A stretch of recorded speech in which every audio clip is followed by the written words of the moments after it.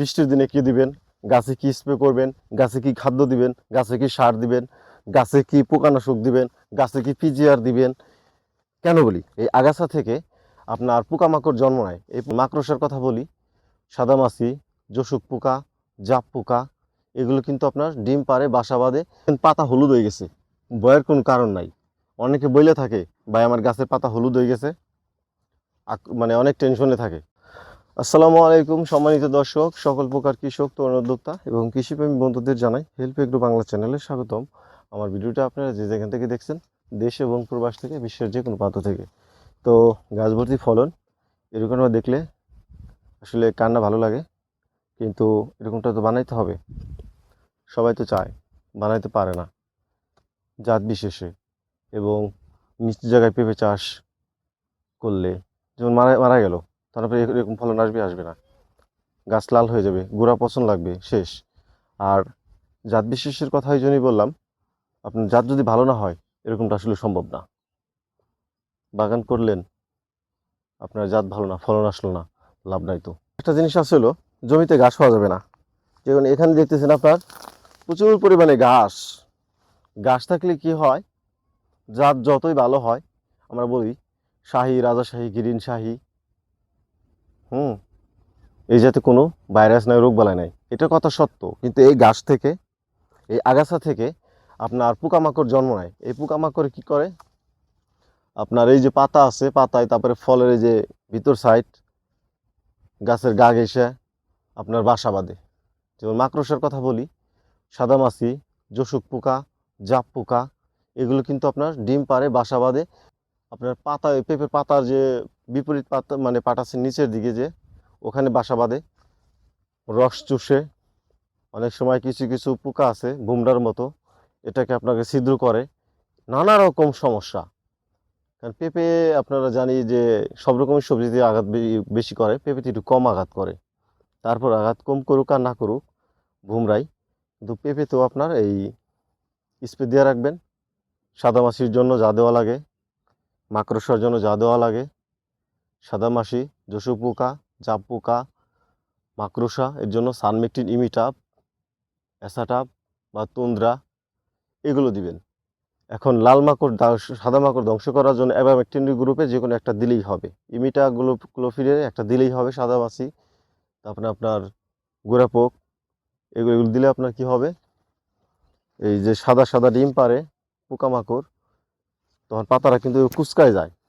এই কুচকানো থেকে আপনার ইমিডাক্লোফিডে যে কোনো একটা দিলেই পারে পাতা সোজা হয়ে যাবে, এবং নতুন যে পাতা কুশি বের হবে চকচকে ঝকঝকে থাকবে। অতএব সমস্যা হবে না, গাছ ভর্তি ফলন থাকবে, কোনো ফলনের আপনার আঘাত থাকবে না, পোকামাকড়ের আক্রমণ থাকবে না, তবে আপনার বাগানটা ভালো থাকবে। তো অনেক রকমের পদ্ধতি আছে যেসব আপনারা অবলম্বন করেন পোকামাকড় ধ্বংস করার জন্য, নিয়ম মাফিক। তো তারও একটা নিয়ম আছে, ধারাবাহিকতা আছে। যেমন আপনার দিবেন 20 দিন পর পর দিলে ভালো কাজ করে। আমি কিন্তু 1 মাস পর পর করি, শাহিতে কোনো সমস্যা নাই। শাহী, রাজাশাহী, গ্রিন শাহী সবই এক। ওই কাশ্মীরি শাহী, ইন্ডিয়ান শাহী, শাহী বলতে কোনো নাই, কিন্তু শাহীর মধ্যে আপনার লম্বা আছে, গোল আছে, কালো আছে, এই এই জন্য এক একজন নিয়ে আপনি এক এক নামে চলায়, সব মিলেই কিন্তু একটা শাহী। আর যেগুলো লম্বা শাহী, যেমন আমার সামনে দেখতেছেন এই যে একটা আপনার লম্বাটে, এটা হচ্ছে রাজাশাহী, এত চকচকে ঝকঝকে বলার মতো না। এই যেখানে দেখেন মাকড়সা বাসা বাঁধছে, আমি বিশেষ করে আসলে কাছে এনে দেখাই ক্যামেরা একেবারে, দেখেন এখানে মাকড়সা আছে, মাকড়সার বাসা আছে, ওই দেখছেন ওই যে লড়তেছে, এটা হচ্ছে মাকড়সা, ওই যে। আর এখানে ডিম পারবে, পুরো বাগানটা আপনার ছড়াই দিবে, প্লাস মাছ পাতায় যে আঘাত করবে, এফেক্ট করবে। দেখতে পাচ্ছেন এই যে আমার হাতের মধ্যে এই যে মাকড়সাটা এই যে আটকে গেছে। অতএব আপনারা এই স্প্রেটা দিবেন 20 থেকে 25 দিনের মধ্যে দিলে বেটার, ভালো কাজ করবে। ওই বলে 15 দিন পর পর স্প্রে করবো, দরকার নাই ভাই, এত খরচ করে কী লাভ? আপনি এত বেশি সমস্যা করতেছে না, এই যাতে কোনো ভাইরাস নাই, রোগ বালাই নাই।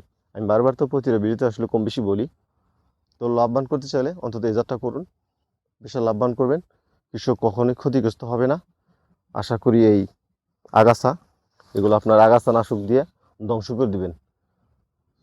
আর এই পেঁপের জমির ঘাস গরুর খাওয়ানোর দরকার নাই, যে কাইটা গরুর খাওয়াম নিরানোর কাজ হিসেবে গরুর খাওয়াই, দরকার নাই ভাই, এগুলো প্রচুর পরিমাণে সার মেডিসিন, অতএব খাওয়ানোর দরকার নাই।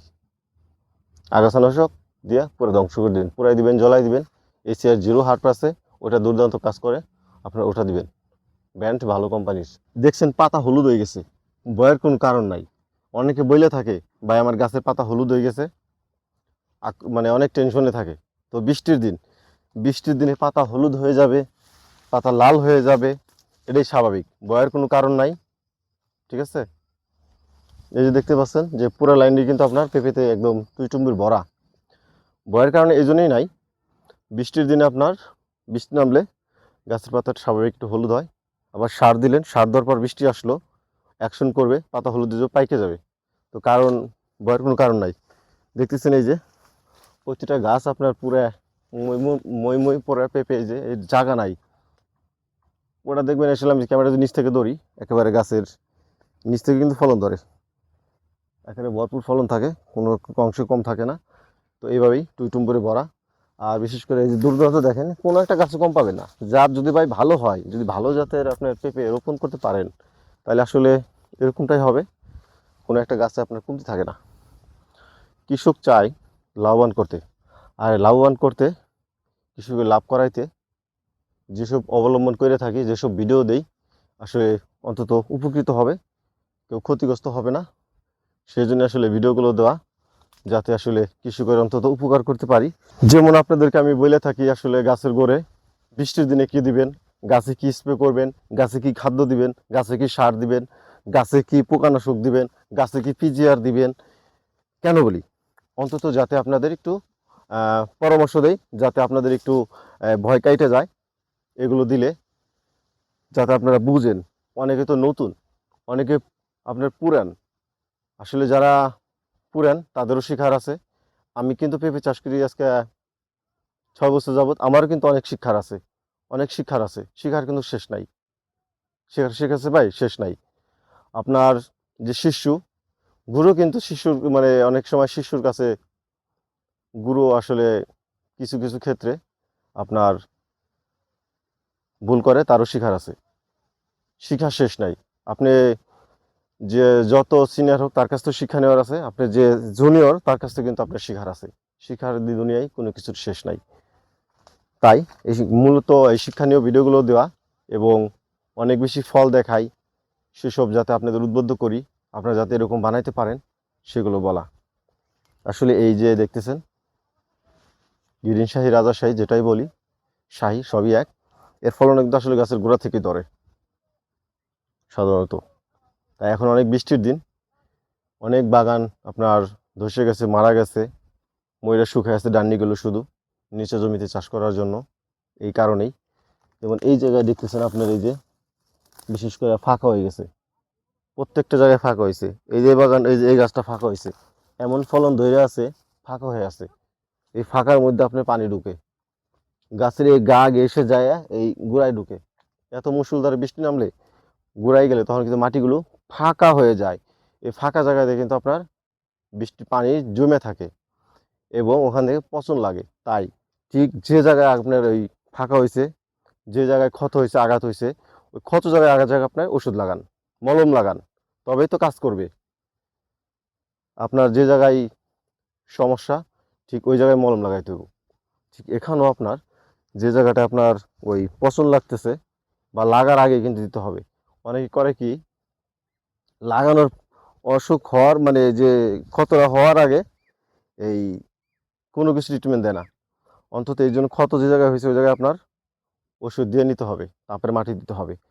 আর বৃষ্টি যদি নাও আসে, আপনি পেঁপে গাছের গোড়ায় মাটি দিতেছেন, সেটা ভিজা মাটি হোক, সেটা শুকনো মাটি হোক, গাছের গোড়ে একটু স্প্রে করে নেবেন। গাছের গোড়ে একটু স্প্রে করে বা মগ দিয়ে ডাইলে, তারপরে ড্রেন থেকে মাটি নিয়ে গাছের গোড়ে দিবেন, তারপর ভালো থাকবো। বিশেষ করে যে আমি এই গাছটার গোড়ে এসে দেখাই, যেটা এর একটু ফাঁকা ভালো মতো দেখা যাইতেছে। দেখেন এই যে আপনার সমস্যা হয়েছে হাতে, আপনি হাতে যদি ওষুধ না লাগান তাহলে কি ভালো হবে? যে সমস্যা, সেই সমস্যার জন্য সেই ওষুধ খাওয়াইতে হবে।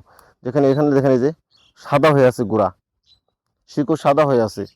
শুধু তো বাগান ভরে ফলনই দেখাইলাম, ফলন দেখলে আসলে ভালো লাগে, কিন্তু এখানে যে আপনার আঘাত হয়েছে এটা কি ধান লাগবে না?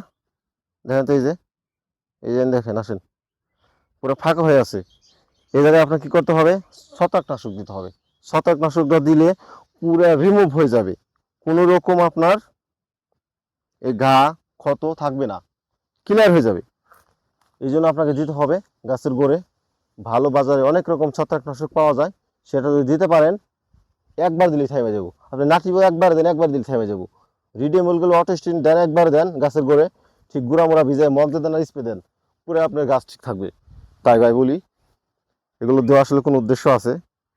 যদি এটা না দেন আর ভিডিওগুলো যারা না দেখেন তারা তো আসলে বুঝবেন না যে কী দিতে হবে কি না দিতে হবে। এই সমস্যা সেই সমস্যা, যারা নতুন তাদের জন্য, যারা পুরান তাদের জন্য।